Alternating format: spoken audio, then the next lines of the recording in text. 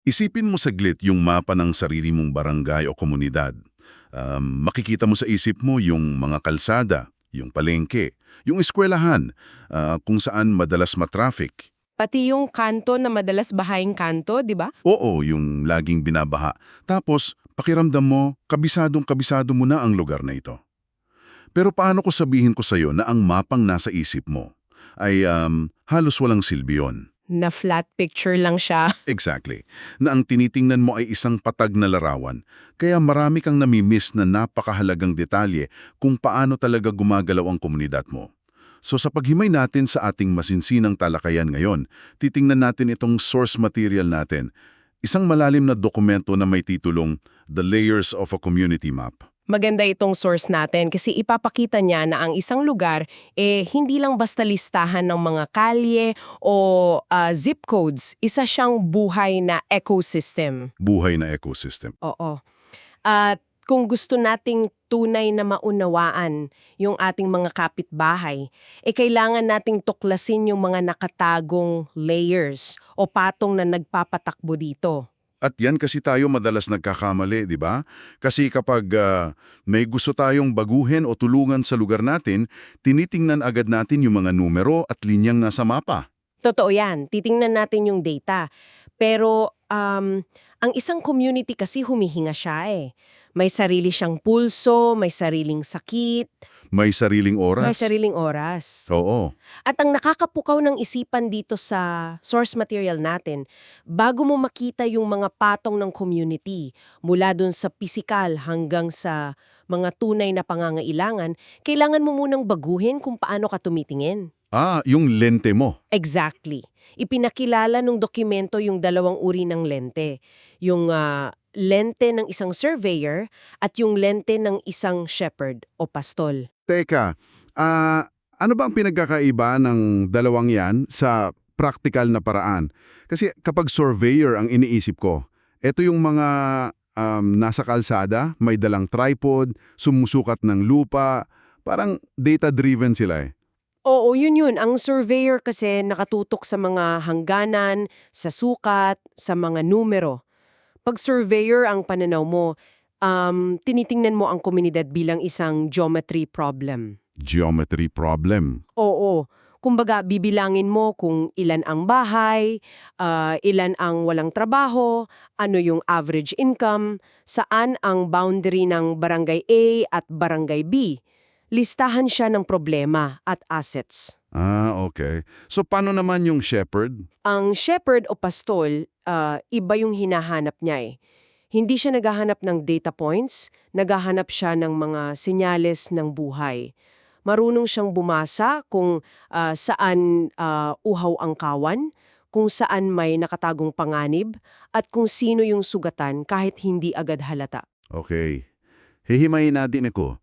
So, yung pagiging surveyor, parang pagtingin ito sa komunidad bilang isang math problem na kailangang isolve agad-agad.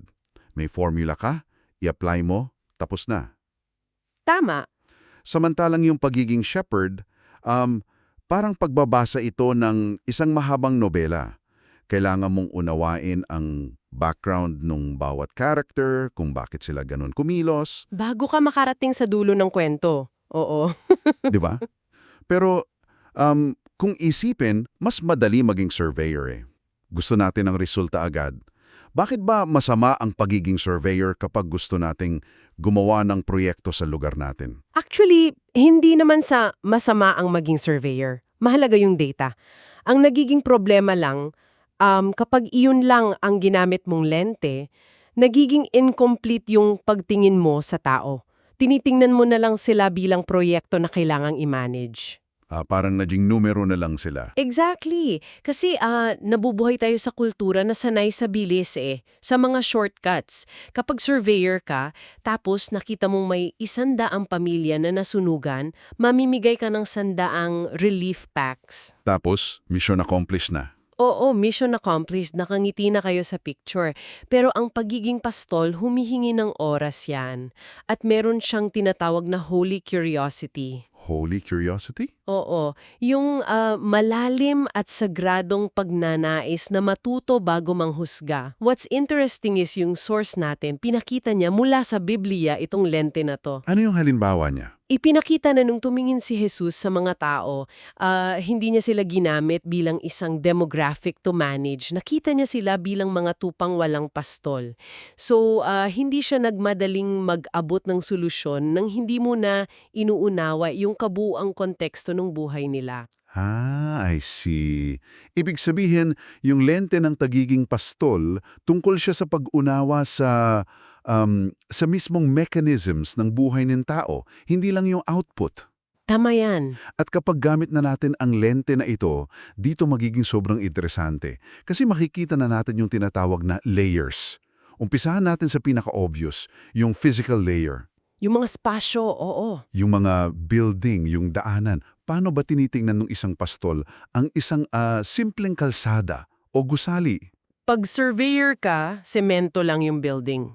Pero sa pastol, ang mga physical na espasyo, yung humuhubog kung paano nag-isip at nag-uusap yung tao eh.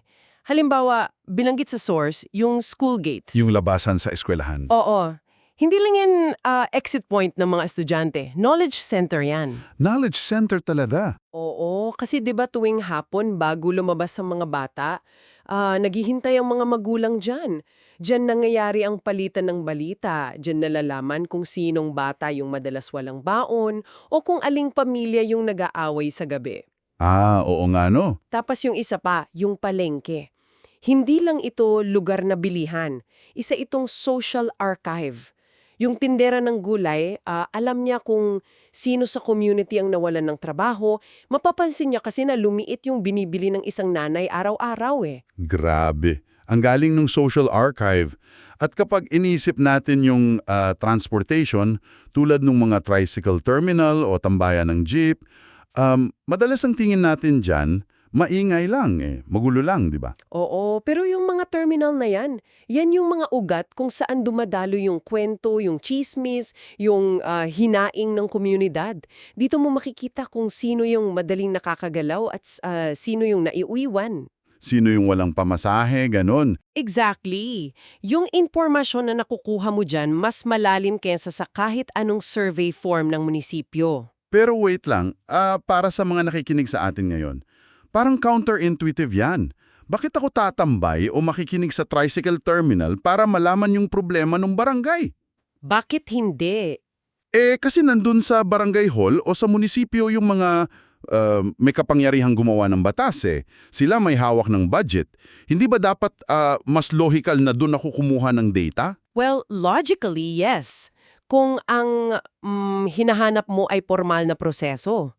Mahalaga ang barangay hall sa mga official records. Pero ipinapaliwanag sa source natin na ang formal na institution kadalasan humihingi yan ng formal na maskara. Formal na maskar, kasi nakabihis sila pag pumunta doon. Oo. Pagpunta mo ng barangay hall, nag-iingat ka sa sinasabi mo. Tapos, madalas pupunta ka lang doon kapag may matinding krisis o kailangan mo ng papeles. Hindi mo makikita yung araw-araw na realidad nila doon. Gets. Pero sa tricycle terminal, sa palengke, o sari-sari store, walang requirements para pumasok doon. Informal yung espasyo Kaya, nakaka-relax yung tao, kaya malayang dumadalo yung katotohanan. Diyan lumalabas ang totoong pulso. Kaya pala, minsan yung mga chismis sa kanto, mas mabilis pa sa balita ng gobyerno. Kasi nandun yung totoong daloy ng impormasyon. Totoo yan. So kung ganyan kahalaga yung mga physical na lugar, sino naman yung nagpapagana dito sa mga lugar na to? Kasi kung iisipin, bubong lang at semento yung tricycle terminal kung walang tao At dyan na tayo, papasok doon sa ikalawang patong. Yung tinatawag na relational and influence layers. Okay. Ang mga lugar na nabanggit natin, nagiging sentro lang yan dahil sa mga tao. Ang malaking misconception natin, lalo na kapag surveyor yung tingin natin, iniisip natin na yung tiwala dumadaloy sa mga formal na organizational chart. Na kapag sinabi ng mayor o ng kapitan, susundin agad kasi may posisyon sila. Oo, pero hindi ganun eh. Ang tiwala dumadalo yan sa mga tao, lalo na sa tinatawag na centers of influence. Centers of influence? So, hindi ito yung mga taong may official na titulo sa gobyerno. Madalas hindi talaga. May magandang case study doon sa source natin tungkol dyan. May simbahan daw na gustong pumasok at tumulong sa isang mahirap na community.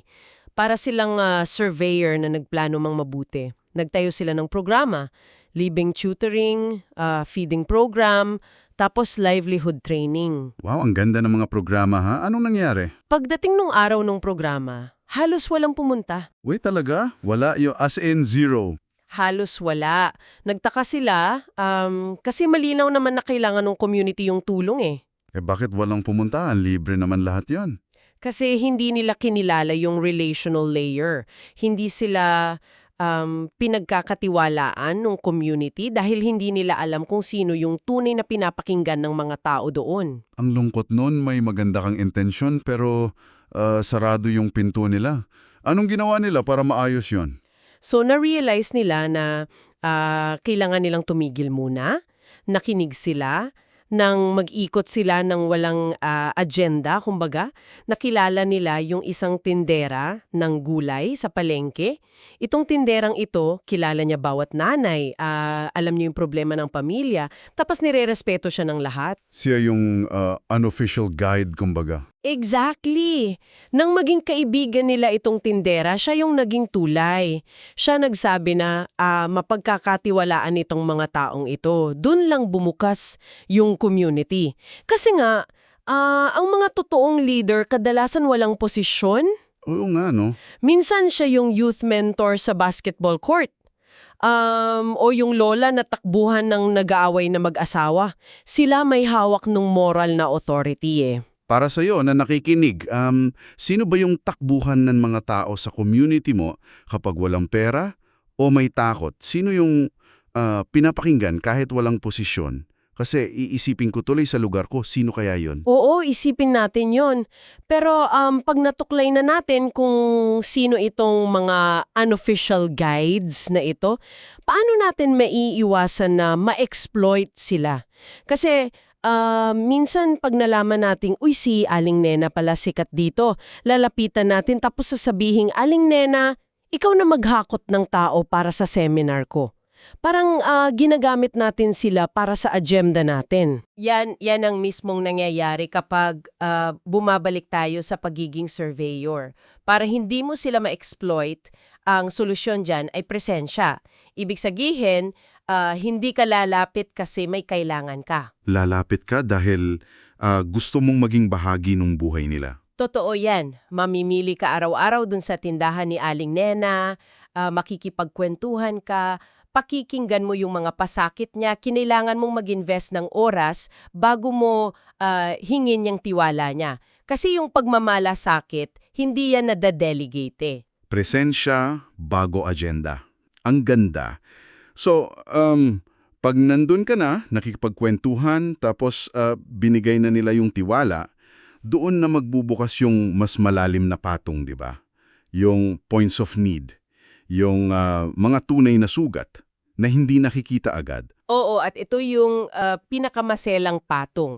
Kasi pag sinabing pangangailangan o kahirapan, material na bagay agad iniisip natin. Yung walang pera, walang pagkain. Totoo at valid naman ang material poverty. Pero sabi sa dokumento, pag pastor yung lente mo, makikita mo yung poverty of loneliness. Kahirapan dahil sa pangungulila. Oo, magkakatabi nga kayo ng bahay pero sobrang nag-iisa ka kasi walang koneksyon. Nariyan din yung moral exhaustion. Pagod na yung kaluluwa ng tao dahil araw-araw nagsusurvive. Kaya nawawalan na sila ng kakayahan mag-isip kung ano yung tama at mali. At yung pinakadelikado sa lahat, yung normalized suffering. Normalized suffering. Paki-explain nga itong normalized suffering. Paanong yung pagdurusa nagiging normal? Nangyayari ito kapag yung sitwasyon ay masyado ng matagal. paulit-ulit na lang. Kaya para hindi ma-value yung community, tinatawag na lang nila itong normal. Parang excuse. Oo, halimbawa, araw-araw may matinding sigawan o karahasan sa bahay. Sasabihin na lang nila, ganyan talaga kultura ng pamilya namin eh. O kaya yung isa, gigising ng alas 3 ng madaling araw, tapos uuwi ng alas 11 ng gabi para magtrabaho, tapos nagkakasakit na siya sa kawalan ng pahinga. Tinatawag natin yan na matinding resilience o pagiging masipag. We romanticize it. Oo nga eh. Kaya ano bang ibig sabihin nito para sa atin? Ang sakit kasi pakinggan yan, kasi totoo eh. Nasanay na tayo dun sa word na resilience eh. Ginagawa na nating palusot para hindi ayusin yung ugat ng problema. Pag sinabi nating, ang tatag talaga ng Pilipino, kahit binabahan, nakangiti pa rin. Parang we stop looking for ways to fix the drainage kasi normal na yung baha. Tumpak. At dyan papasok yung isang napakalalim na idea mula dun sa source natin. Sabi niya, a community map that cannot grieve is not yet truthful. Isang mapa na hindi marunong magluksa ay hindi pa totoo. Oo. Binanggit ulit diyan yung mula sa Biblia nang makita ni Jesus yung Jerusalem. Bago siya gumawa ng himala, siya ay umiyak. Ipinapakita nito na kailangan mo muna ng empatiya bago ka umaksyon. Pero wait, madalas pag nakakakita tayo ng problema, gusto nating ayusin agad, di ba? Kung nakita kong butas yung bubong ng kapitbahay ko, hindi naman ako iiyak. Aakyat ako para takpan ng yero. Bakit kailangan pa nating damdamin yung problema bago kumilos? Kasi ang tao hindi yan sirang sasakyan sa talyere. Kapag tinitingnan mo yung problema ng tao na parang mekaniko ka na nag-aayos ng makina, ina-alienate mo sila. So parang minamaliit mo yung pinagdadaanan nila? Exactly. Kapag nakipagluksa ka, kapag hinayaan mong maramdaman muna yung bigat nung normalized suffering na yon, ipinapadama mo na hindi sila nag-iisa at naintindihan mong hindi ito normal. Kung a-action ka agad, nagpapakita ka lang ng superiority eh. Oo. Para yung cosmetic ministry parang pagpipintura ng sa isang bahay na inaanay na yung pundasyon, empatiya pala muna ang kailangan. Totoo, empatiya nagbubukas nung pundasyon eh. Nagets ko na. It's about validating their humanity muna. Okay. Pero kahit naintindihan mo na yung physical na lugar, nakuha mo na yung tiwala ng influential leaders, tapos nayakap mo na yung mga pasakit nila, may isa pang patong, di ba, na binanggit yung source natin. Yung pwedeng sumira sa lahat ng nagawa mo. Oo, yung rhythms of life o yung unwritten schedule. Ang hindi nakasulat na schedule. Paano yan? Ito yung oras. Ito madalas binabaliwala ng mga tagalabase. Balikan natin yung simbahan na nagtayo ng programa na walang pumunta. Bukod sa hindi nila nakuha yung tiwala, yung isa pang malaking pagkakamali nila, timing. Timing. Nag-schedule sila ng mga meetings at tutoring sessions tuwing hapon. Bakit? Kasi yun ang convenient para sa mga volunteers nila eh. So yung schedule ng outsiders ang nasunod? Oo, pero nang inaral nila yung rhythms of life, nalaman nilang yung community pala na yun, umiikot ang buhay bago pa sumikat ang araw. Ang mga nanay, madaling araw nasa palengke na. Ang mga tatay, papasok sa pabrika o construction bago mag-alas 5. So pagsapit ng hapon, bagsak na yung mga tao sa pagod. Oo nga parang sinusubukan mong i-meeting yung mga taong walking zombies na sa sobrang pagod. Exactly. At tinatawag ito ng dokumento natin na isang uri ng subtle violence. Wait, subtle violence? Karahasan? Paano naging karahasan yung pag-set ng maling oras ng meeting? Parang honest mistake lang naman yun Nagiging karahasan siya psychologically. Kasi kapag pinipilit mo yung sarili mong kalendaryo sa isang komunidad, pinapatawo mo yung privilege of time mo sa mga taong oras-oras nagsusurvive. Pinaparamdam mo na mas mahalaga yung schedule mo. Kaya sila yung dapat mag-adjust. Oo, isa itong paraan ng pagsasabi na wala kang pakialam sa pagod nila eh. Parang ano yan eh, mga gears o engranahe sa isang relo. Kung ang buhay mo umiikot sa bilis ng isang opisina at yung sa kanila umiikot sa bilis ng madaling araw na kalakalan, hindi mo pwedeng ipilit pagdikitin yung dalawang gears na yun, masisira mo lang. Ay, yun. Ang ganda nung analogy na yun.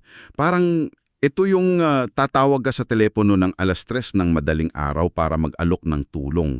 Kahit gaano kaganda yung intention mo, mali yung timing. Kaya nambulabog ka lang. Nakadagdag ka pa sa problema. Tama ka. At nakaugat din ito sa wisdom ng libro ng Ecclesiastes sa Biblia. Sabi roon, may panahon para sa lahat ng bagay eh.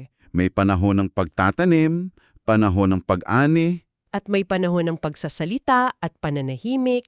Madalas kasi kapag nakikita nating tahimik at walang ginagawa yung tao sa isang mahirap na komunidad, ang tingin natin bilang surveyor, tamad sila. Oo, na walang pakialam umunlad. Ganon. Oo, pero kung pastol yung lente mo, baka nasa panahon lang sila ng matinding pagkapagod, kailangan nila ng malalim na pahinga, hindi nung isang bagong seminar na namang dadaluhan. Kung ganon, paano ba natin isusuko yung sarili nating convenience? Paano tayo makakapasok sa aktwal na ritmo ng buhay nila kung tayo mismo may trabaho at kalendaryo rin? Kailangan mong tanggapin na hindi umiikot ang mundo sa oras mo. Kung yung gusto mong tulungan nasa palengke ng 4:00 ng madaling araw, kailangan mong gumising ng 4:00 at uminom ng kape kasama nila. Makikisabay ka talaga? Oo, gaya ng ginawa ni Kristo na nasa source din natin. Pumasok siya sa oras ng tao. Hindi niya hinintay na lumapit sa kanya yung tao tuwing office hours niya eh. Isinuko niya yung ginhawa niya. Kailangan nating isabay yung pagtibok ng orasyon natin sa pagtibok ng buhay nila. Grabe, kapag tiningnan pala natin ito ng buo, talagang magbabago ang lente mo sa pagtingin. Ang mapa, hindi lang pala mga kalsada at eskinita, isang buhay na ecosystem siya na may physical layer, relational layer kung saan dumadaloy ang tiwala sa pamamagitan ng mga unofficial guides. Tapos may mga points of need na kailangan munang iyakan bago ayusin at yung hindi nakasulat na rhythms of life na nagdidikta ng oras natin. Wala mas malinaw na pagbubuod kesa dyan. Ang pagpasok talaga sa buhay ng iba, humihingi ng matinding pagpapakumbaba. Oo yan. Kaya para sa iyo na nakikinig at sumasabay sa talakayan natin ngayon, sa susunod na maglakad ka sa labas ng bahay nyo, subukan mong wag maging surveyor. Tingnan mo yung eskwelahan, yung palengke at tricycle terminal gamit itong mga bagong lente na may holy curiosity. Pero bago tayo magpaalam, may gusto ka bang iwang huling kaisipan para mas lalo pa itong mapagnilayan ng mga nakikinig sa atin? Oo, meron. Napag-usapan natin kung paano basahin yung mapa ng community, di ba?